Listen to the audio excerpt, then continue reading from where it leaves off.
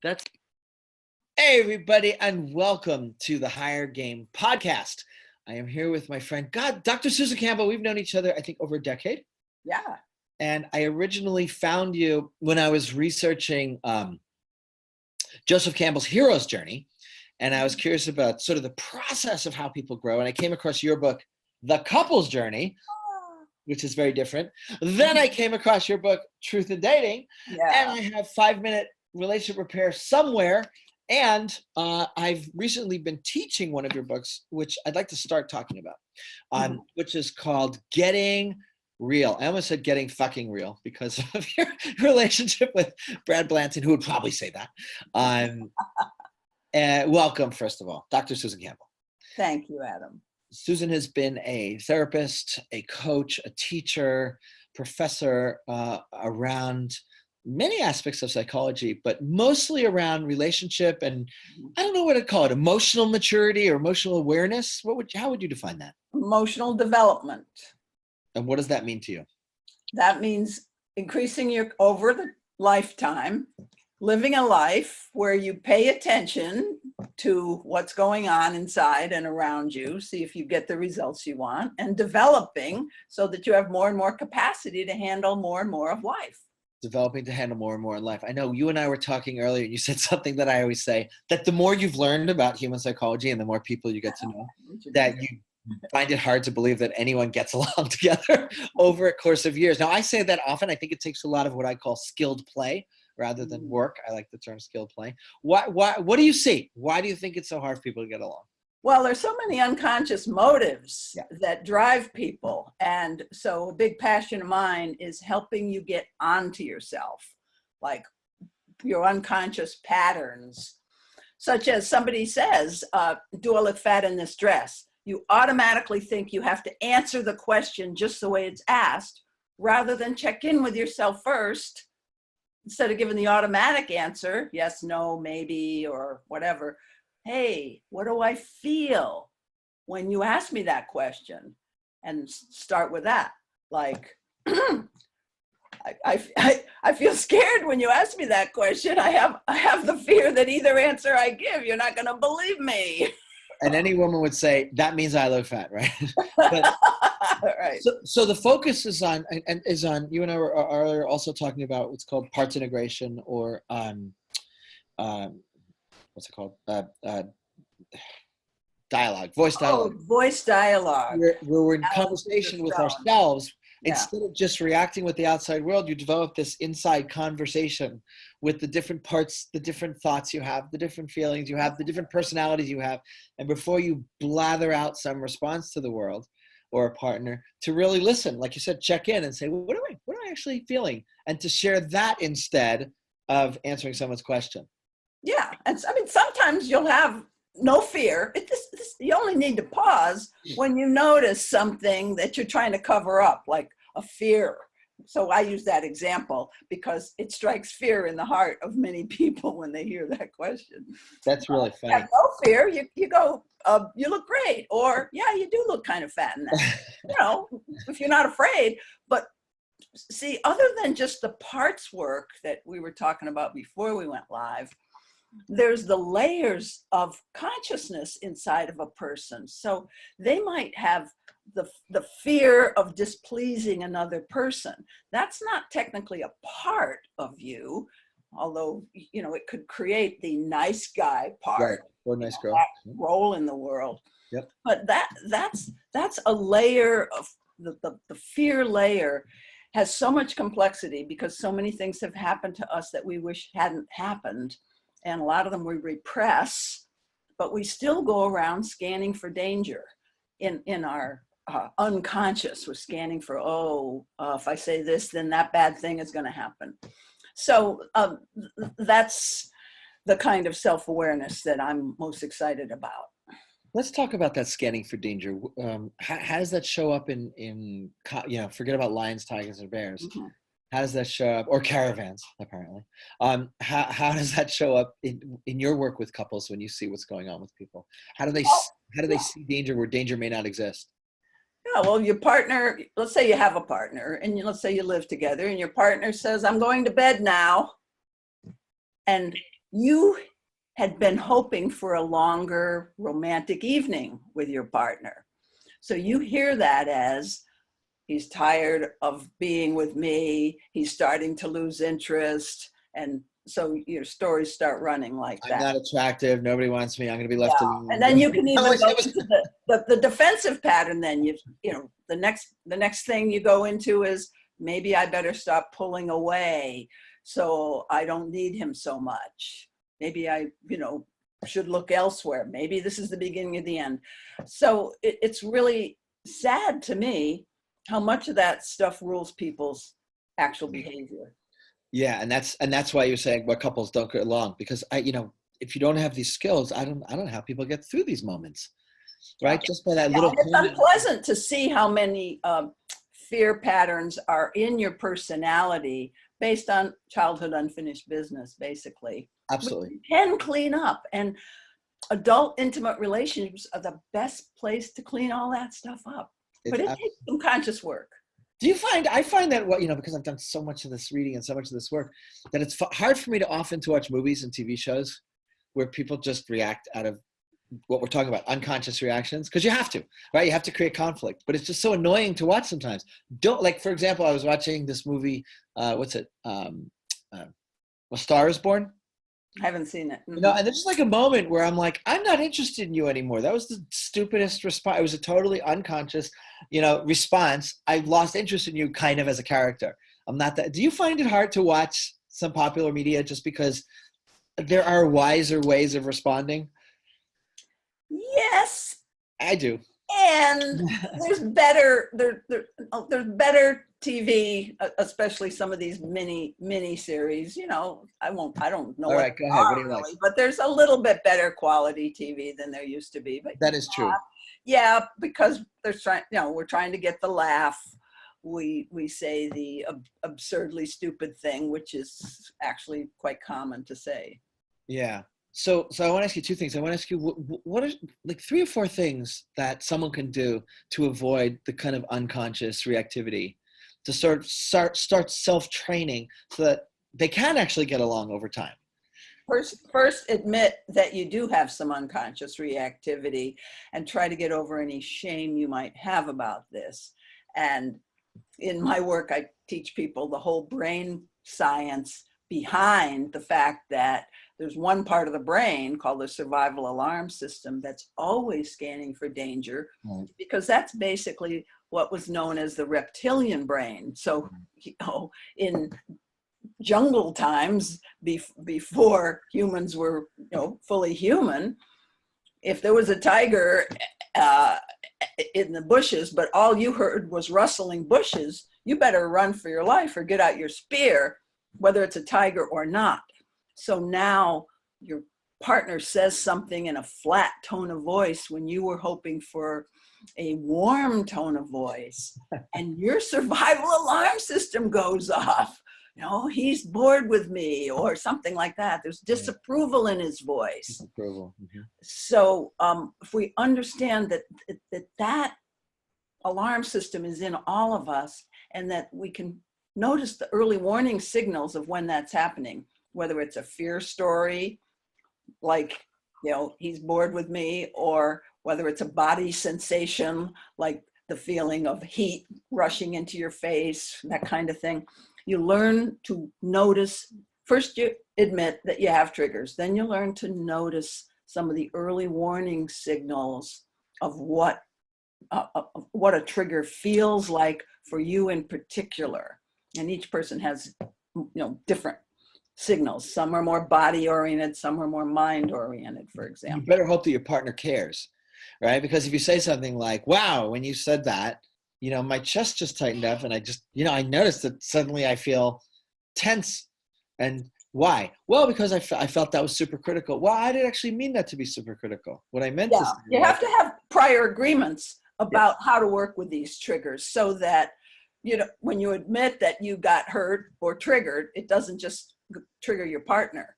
To go, oh, you're just too sensitive. Yes, we all know that one. That's what most of us are probably worried about when we start admitting that we have triggers. Maybe we have been told that we're too sensitive or too something. Yeah, you're too soft. You handle it. I was married to someone a long time ago whose mother was incredibly cruel. And when she felt hurt, she said, "Oh, you're just being sensitive."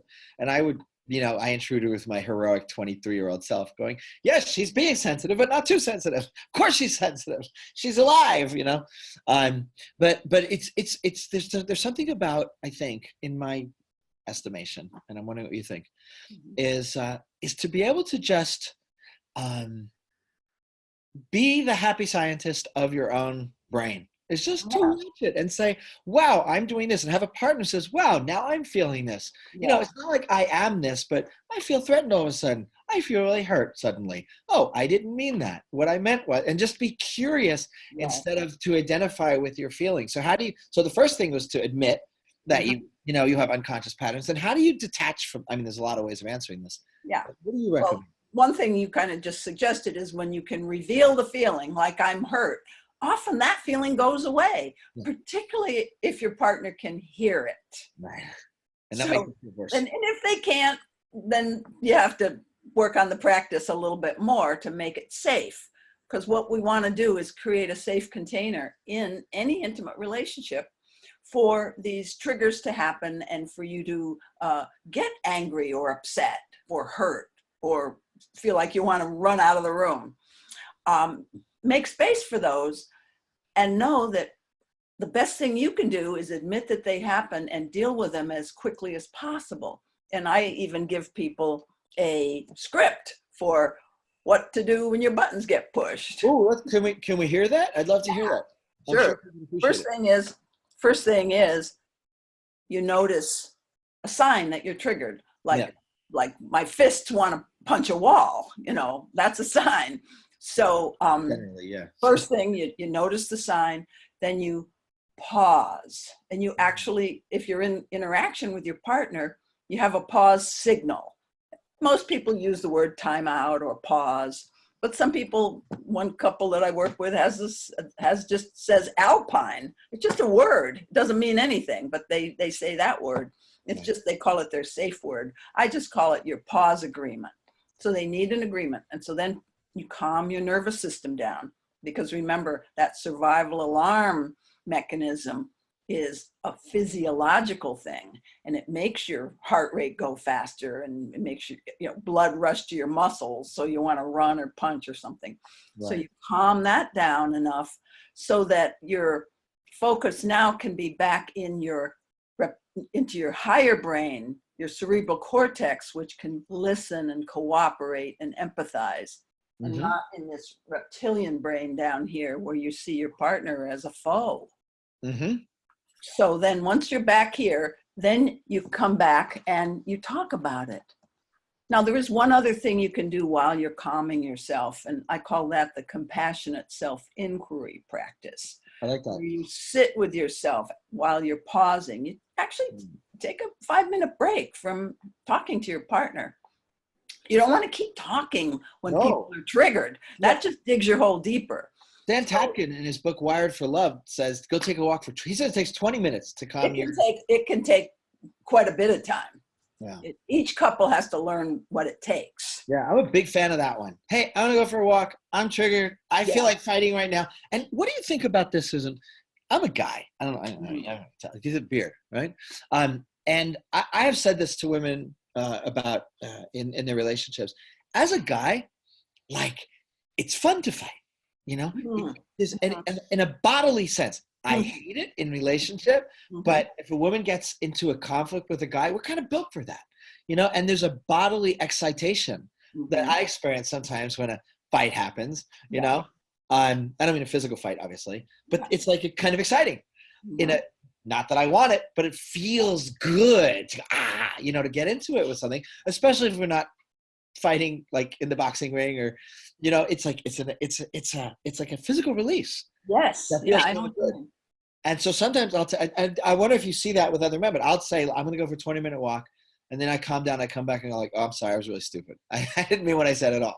But do you find out with men that men enjoy physically on some level that fighting, arguing, or is that just me? I think it's more of a personality style thing, Adam. Maybe it's a little bit more of a male thing because, of course, men have more testosterone. Right. And that is associated with sex and aggression. Yeah. Yeah. Okay, so that's a given for males. Some women are high T women. I'm a high T woman. I enjoy a good fight too. And back in the Esalen days, we used to wrestle. Oh, that's great. We wrestled, physically wrestled. I remember having full out physical wrestling matches. It's fun. With my husband, and boy, after that you just feel exhilarated. But that's only a certain type of person. Okay, it's a personality thing. It's not. Some people, male or female, they're really scared of that. Okay, some people don't like. Good point. Good point. Level of aggression. So you just find out who you're dealing with, and for some couples, especially if you're both physically fit and equally matched, right? Wrestling might not be a bad idea. Or the other thing we used to do in the encounter groups was arm wrestling. Okay. We don't see that too much in the groups anymore, because people really did get hurt. Yeah, you could get hurt. I guess there'd be lawsuits. Almost it's extra. It's extra for me because I'm a New Yorker, so I guess there's like extra enjoyment of fighting. Yeah. I think about, you've been at this game for a long time. Right? 50 years. 50 years. What's the fun for you? I'm just curious. I'm just looking at you and just wondering. You keep smiling. So what's fun for you about being a psychologist now? As opposed to when you were 20 or.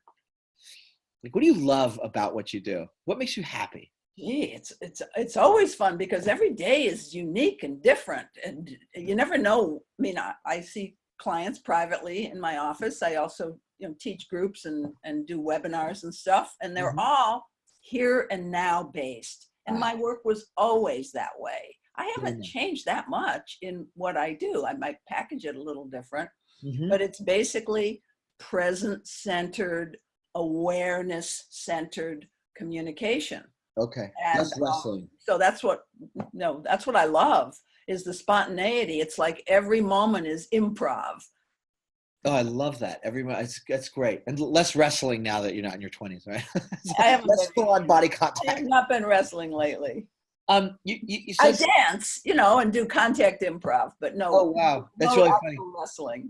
I had a woman friend. We were up in Northern California. And we were doing contact dance improv.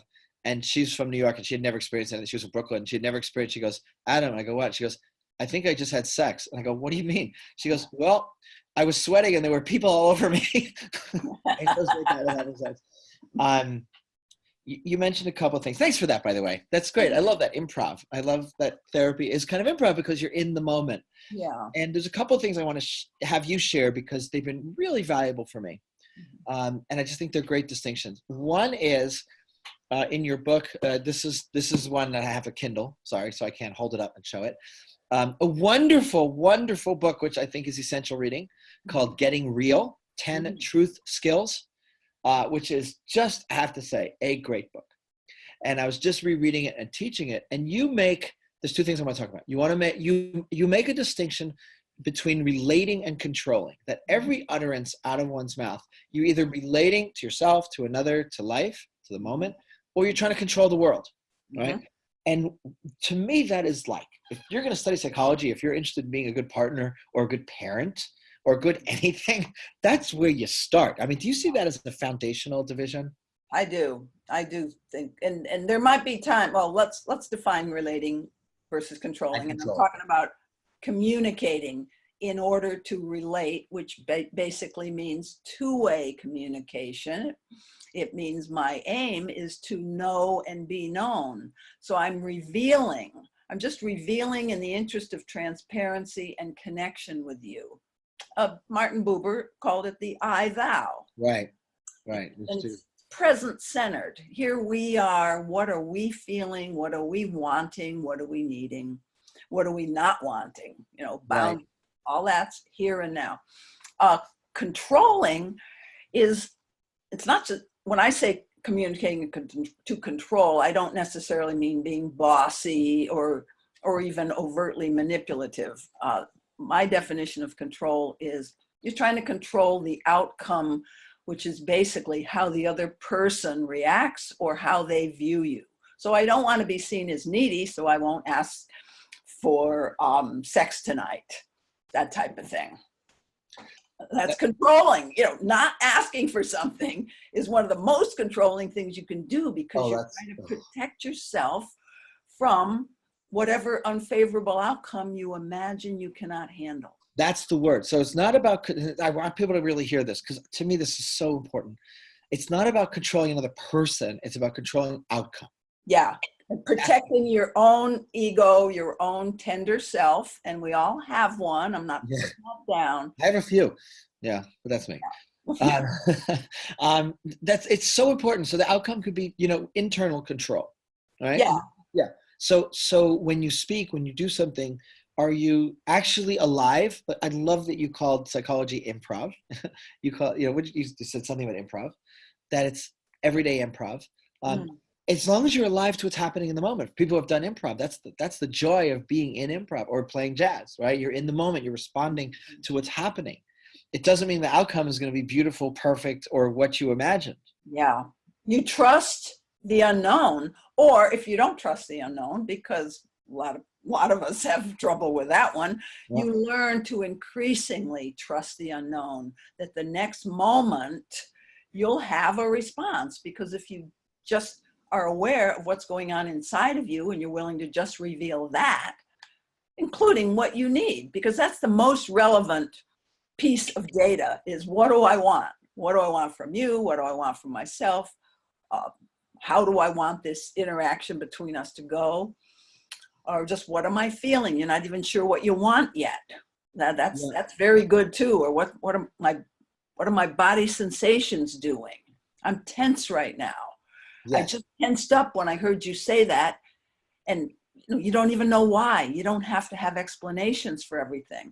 Trust that you and the other person can figure out the next moment, what to do, from having all the data out on the table, hers and yours, Getting it on the table and not keeping it bottled up. Yeah. No, it's great. I remember back to dating days, to be able to say in the moment, hey, I kind of really like you and I don't know what to say right now. And I feel really stupid because I wish I had something brilliant and fascinating to say, but I really don't know what to say. I'm just enjoying being here with you, to share that kind of honesty. Right. That, and then stop.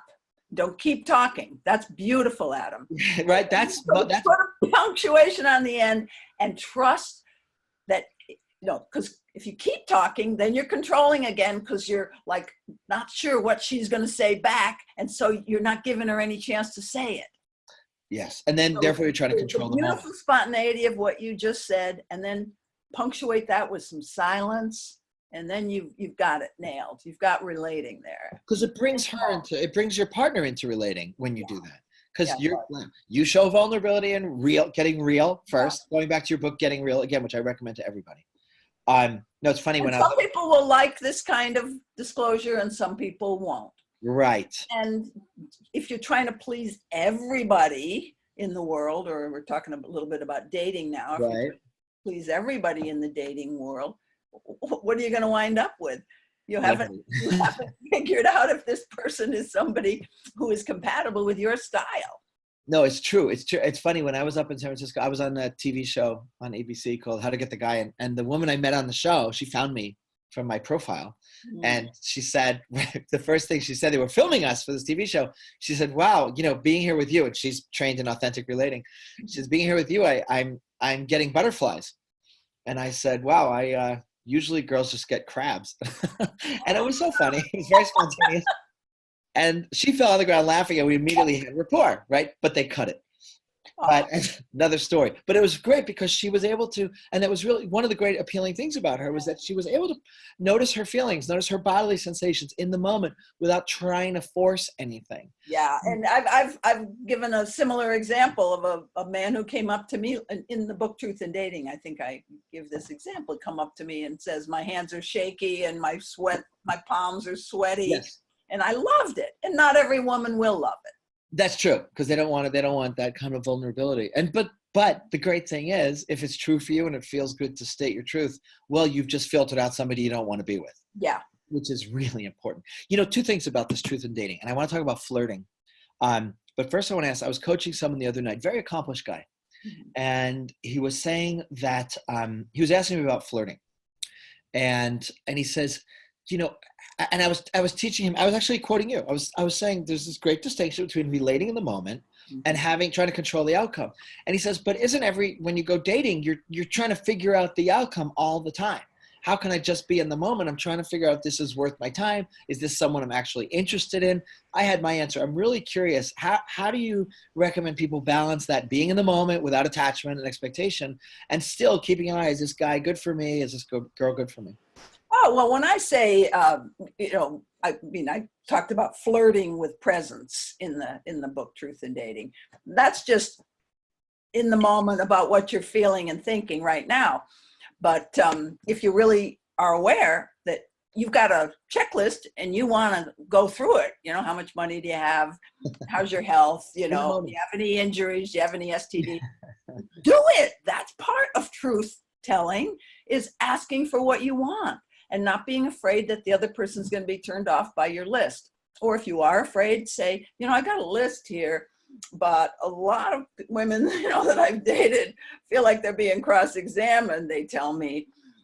But, I'm into finding out as much as we can about each other quickly. Are you up for hearing my list? And then she says yes or no. And maybe she says yes and she's lying, but you still give her your list and try to vetting your potential partners is, of course, extremely important in the dating. Right. So when I say presence, I just mean present with whatever's up for you. So if what's up is finding out information, you ask for information. If it's important to you, because he's someone who wants to meet someone, and he's ready, he's late 40s and he really wants to be with someone. Yeah. So if I were him, I would say, hey, by the way, I'm 47 and I'm really interested in meeting someone and I want to get to figure that out as fast as possible. I have a bunch of questions. Do you want to play a game? I would put it, do you want to play a game? Right. Lovely. I would love that. And I've brought the Truth in Dating card game to first dates, and I haven't found any resistance to it because, I'm pretty good at sales. Yeah. I'm not surprised. You've been at this a while. Here's how, if you want a second date with me, you're going to play this game with me. No, I'm just kidding. That's fine. Well, that's it. That's fine. I bring out the cards and just say, I've created this game you want to play. And I haven't seen these cards. I let them look at the cards. I don't foist it on a person, because I remember this one guy who was an engineer. He'd never done this kind of thing, but it just brought out the best in him and he loved it. It's because he's never had that chance to actually to reveal personal things. Yeah, so there's so besides the book, there's a thing called the Truth in Dating card game. Yeah. And you can get that on my website. What are some of the on drsusancampbell.com, or is it Susan Campbell? It's susancampbell.com. Susancampbell.com. What do some of the cards say? Like what kind of questions? Oh, what's your ideal romantic evening? Would be one. Or what's something you're afraid to tell me? That's a great one. Yeah. Or, first date. Just what have previous partners wish they could change about you? Those are heavy questions. Some of them are heavy, some of them are light. There's a get acquainted deck that are, like friendly and light. Oh, and sweet. Okay. There's a deep dating deck that is very challenging, let's just say. But great. I go into that, and there's a sex deck, all about sex, just the whole deck. It's only 50 questions, but so you have separate decks for dating. Yeah, there's 3 different decks in the Beautiful. dating game, and then there's 5 different decks in the Getting Real card game. Let me ask you something.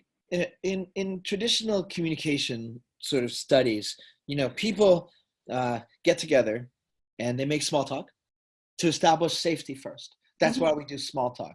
I remember I researched this back when I was doing a lot of Hollywood pitching, and I noticed we come in, we talk about kids, we talk about traffic, we talk about common movies that we liked, and then we get to the pitch, right? There's a natural progress of creating safety. That's what small talk does. You look for a little commonality. Oh, you're from New York. I'm from New York. Oh, you like the Dodgers. I like the Dodgers, right? And we play this little tribal game of first getting safe before we reveal ourselves. Do these decks, what you're doing, is this like against human nature on some level? Isn't it rushing? Yeah, it's a little bit against human nature. What you're calling human nature is basically cultural conditioning. It is cultural conditioning. Okay, it's rules that we've all agreed to, but a lot of people are, ever since I've been an adult, I've lived in a subculture where we question those rules. No, I get that. I do get that. I've never started almost never started a serious one that went anywhere, dating relationship, based on that set of rules. Yeah, let's talk about Guys who really dive right in. I remember one guy, he came to my house for a party, and we wound up getting married. But he says his first question to me was, he looks at me and he goes, "How is it in there?" Was that cool or what? Now some women would go, "Nuts! What planet is he on?" But I really love that. That reminds me of a beautiful question I actually learned from Charles Eisenstein. I don't know if you know his work. Yes. Very interesting guy. And he has this beautiful question that's just very simple. What does it feel like to be you? Yeah. What does it feel like to be you? It's such a beautiful question. I love that you say that. And I'm also kind of in that subculture. I'm not as Northern California as you, because I live way down here in LA. But I mean, as I said, my current relationship, first night I said, hey, by the way, here's the stupid shit I did in my last relationship that I went to therapy for, and I'm committed to never doing again. First date, like first meeting, because I felt it was really important to where I was at emotionally at the time. I said, this is really real for me right now. And it's crucial to who I am to say what's going on. But I would guess there's a fearlessness in that mm-hmm. what you're talking about, what's going on in there, right? But most culture, I don't know global cultures, but there seems to be the need for some sort of safety first. It's not just our culture, I would think. Yeah, and I'm not poo-pooing the need for safety. The okay. need for safety is huge. Okay. I'm just saying that those particular rules that say that's what creates safety are the bullshit part. Okay. I think we do need to present a open, loving demeanor to the other person, to give the other person the benefit of the doubt, in terms of maybe stumbling with their words or whatever, we're not looking for the first mistake or the first wrong thing. We create safety in a lot of different ways. And in the book, 5-Minute Relationship Repair, we talk about the things that create safety for an infant between a mother and child are eye contact, soothing voice tones, and touch. It works for me still, by the way. Right. And that, okay, you do have to talk, but talking, and I don't necessarily always mean soothing voice tones. I mean, you and I like a lot of humor. Yeah. Probably most people do. Yeah. But that there's other things other than where are you from? And I would say there's absolutely nothing wrong with where are you from. Yeah, where are you going? I ask those questions all the time. Hey, where are you going? There's a better question, right? Yeah. Where are you now? Where are you going? That's a nice question. Where are you now? Right? No, it's interesting. There's so much anxiety people have around dating, flirting, mm-hmm. and then once you're in a relationship, of course, safety. Is this person safety gets to be actually, well, it's a big deal in dating, and then and then after a while it calms down, but then once you really invest in a partner, then safety gets to be a bigger deal than it ever was ever. Yes. Usually. That's what we therapists find. People get more scared after they get married. They should feel secure. Yeah, because I remember the first, when I got married when I was 23, and I was traveling a lot as a young guy. And I remember we were flying off to our honeymoon, and it was the first time I was ever scared on a plane because I felt like I had something to lose. Yeah, that's what it is. It's like I didn't feel like stakes are higher. That's really what I'm saying too. The stakes are higher. And so then fears of abandonment and rejection, fears of doing it wrong, or even fears that you might find out there are irreconcilable differences and you don't want to look at that. Yeah. So then people start lying or hiding, which is the worst. After marriage. Right, which is the worst. Yeah, too bad. What else do you want people? I mean, you've got so much wisdom. You've got so much. What else do you want people to know? What bullshit are people living that you just rip away? One of the things, is I was mentioning helping people get more aware of themselves. And what I mean by that is some of the automatic things, and I mentioned a few of them. Things like once you've said your sentence, you won't finish the sentence. You keep going and because that's what I call a control pattern. So I have this whole list of control patterns that I want to help people be aware of. And we go in depth in my workshops. And in the book also. In the book and several of my books. Getting Real goes into control patterns, and 5-Minute Relationship Repair goes in even more depth. And control patterns might be things like finishing somebody's sentence, wanting them to, basically your hidden motive there is you want them to hurry up and finish so you can get your turn, or smiling and nodding as a person's talking again, so you'll think that they're interested. Yeah. Or scowling, right? You mentioned scowling, or just keeping that kind of distant look, you know. These are habits that we've developed that habits to make yourself feel like scowling when actually you're feeling inferior to the other person, but you do the above it all scowl thing to help yourself avoid the actual feeling of comparing yourself and feeling inferior. So there's all these habits. Some are verbal, some are nonverbal, some are just thought habits.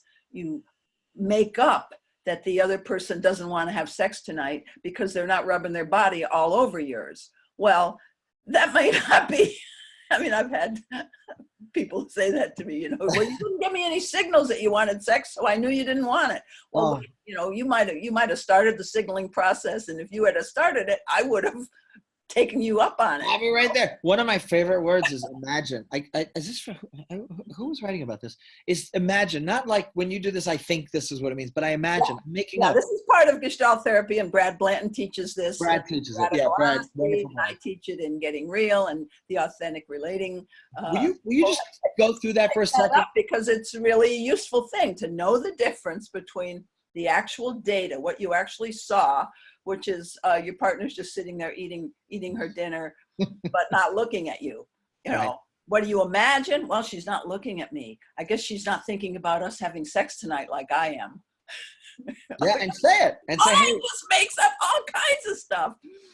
And what it makes up is often based on the core fear that kind of runs you in particular, because each of us has our own core fear, whether it's abandonment, rejection, being overwhelmed, being criticized, being misunderstood. Each of us has one, because maybe one or two or three, but one that's most core. Yes. And if we can be more onto it and we notice our control patterns and our triggers as a doorway into self-awareness, to realizing, oh, that's a tender, hurting little part of me, and there's a unloved child down there who did have a primary need that went unmet. Yeah. Like if you're fear of criticism, maybe you never got acknowledged as a child and were kind of criticized. Maybe you had parents who expected more of you than your age, and you know. Well, you're not used to getting feedback for doing well, and then so when you're this, you know, I remember I have a son who's things like that. And so your childhood makes a big difference. And I want people to feel that tenderness toward that hurting part of yourself. Yes. Then you won't, you know, if you continue to do this work, every time you see yourself in a pattern, or each time you get that rejection button triggered, you will learn how to quickly bring nurturance to yourself and soothing and presence to yourself, like acceptance, that's really an okay feeling to have. I love that I love that term, by the way, to bring nurturance to the pain, because everyone's got it. Everyone's got their pains, and we don't bring nurturance. We bring fuel to the fire, right? We hate that part of ourselves because it messes with our relationships. And that's a sad thing, because we can learn that part of ourselves is part of our vulnerability. And when we bring that to our partner and say, honey, help me with this. This is one of my vulnerabilities. Right. And I need some reassurance that I'm enough for you. Right. Kind of thing. Yeah. So that's what the repair process looks like. You know, the book is called 5-Minute Relationship Repair. By the way, another amazing repair is, it's asking for reassurance and revealing your vulnerability. Great title also, by the way. Who doesn't want 5-Minute Relationship Repair? Yeah, it really works. And it's kind of the genius also. I know Brene Brown says it. Maybe you guys have been saying it for 30 years since Esalen. But she has that beautiful statement where she said, you know, everyone's so afraid to show their vulnerability because they're afraid of losing people. But it's exactly our vulnerability that makes us feel close to people. That's right. As a Exactly. writer, someone who's written a lot of movies, I know that as soon as a character gets real, to use your expression, shows their vulnerability, that's usually when characters bond. Absolutely. I have said this for years. I'm sure you have, we yeah. we try to appear, like the dating world is a perfect example. We try to appear really together. Sure. But it's our needs and our vulnerabilities that give another person a sense of, oh, there's a place for me to plug in here. Yes, a human being. It enrolls people and bonds people. Yeah, it's true. As you were saying that, I was thinking, we're trying to look good, and we're in an Instagram generation now, where looking good is a living, for a lot of people, and people do end up posting their happy A+ selves. I'm just curious if from your perspective, because you've been doing, as we said, you've been doing this a while. What shifts have you seen in just the last few years in how people relate or don't relate to each other? New fears, new anxieties. I'm most struck by how little things have changed, frankly. Really? Particularly around the whole Me Too thing. Women marking boundaries. It's always been an issue of men in power abusing their power, and it's still such a huge issue. I mean, I'm really glad that it's coming out, but I thought, 50 years ago, when I was involved in this kind of work, owning your no, owning your power, being willing to say, no, I'm not into that. What happened? Why didn't that catch on? Why didn't Well, because things haven't changed really that much in our culture. Okay. I've been part of a unique subculture all these years. Called what? A unique subculture. I said all these years. Oh, So I pay attention to what's going on in the mainstream, but the people I affiliate with say no and know how to hear no. And you can, even somebody in power, you can work that out, because we believe in we trained in negotiation skills and right. Self-empowerment. But the average woman has not had the benefit or the average man, because men are getting caught in not knowing, what signals to trust in a woman. And that's always been one of the pains of being a male is, I don't get clear signals from the women. How many years have I been hearing that? Yeah, exactly. 50. Ever since I've been an adult. And women, men can't hear my no. How many years have I, and so if they can't hear my no, sometimes just to avoid an argument, I give in. I'm not saying I've never done that. I have done that, but I've done it very consciously. And I haven't, certain sex situations, but they've been not with unequal power or anything. Yeah. Just situations. I'm traveling in Europe, and somebody lets me stay at his house, so I get him sick. You don't have pictures with videos, do you? I mean, it's getting really juicy. Not that great of a part of my past, but no, I mean, but not on a much more, proud of it, but it didn't hurt me at all. But on a much more serious note, one thing that struck me as a man is how many of these Me Too stories was that story, but with a power differential and fear. Yeah. Where women literally gave in. And it's out of self. I'm not trying to say shame on us, any of us. It's good that all this is coming out, but I'm so surprised that we haven't evolved in our understanding of power dynamics, because a lot of us have been teaching this for years and trying to, make the people in power realize that doesn't get you anywhere to dominate.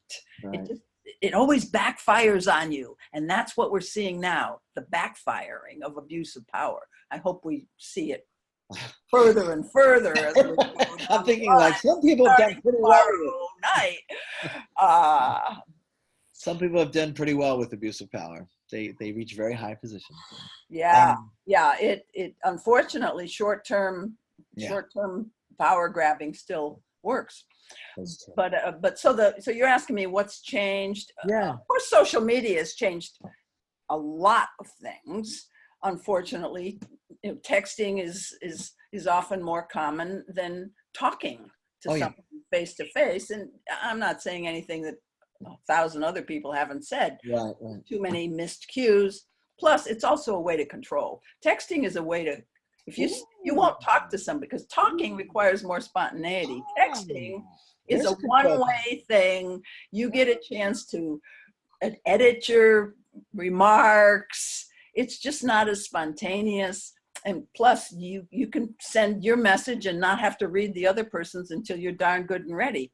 So all of this social media thing does sort of reinforce a culture of control. Interesting. When I would rather things be more messy and human and spontaneous. I think that leads to deeper love.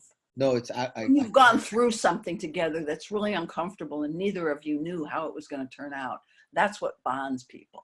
I love that, your courage. Like when you said that, there was energy. Neither of you knew how it was going to turn out. You know, there's a joy in that. That's where real creativity resides. I can feel it. Stepping into the unknown together. Beautiful. Let's not miss that, folks, by texting so much. You know, that. at least get on the phone. I think in the next edition of which book is it? Well, the one where I came across your control. Truth in Dating, I guess.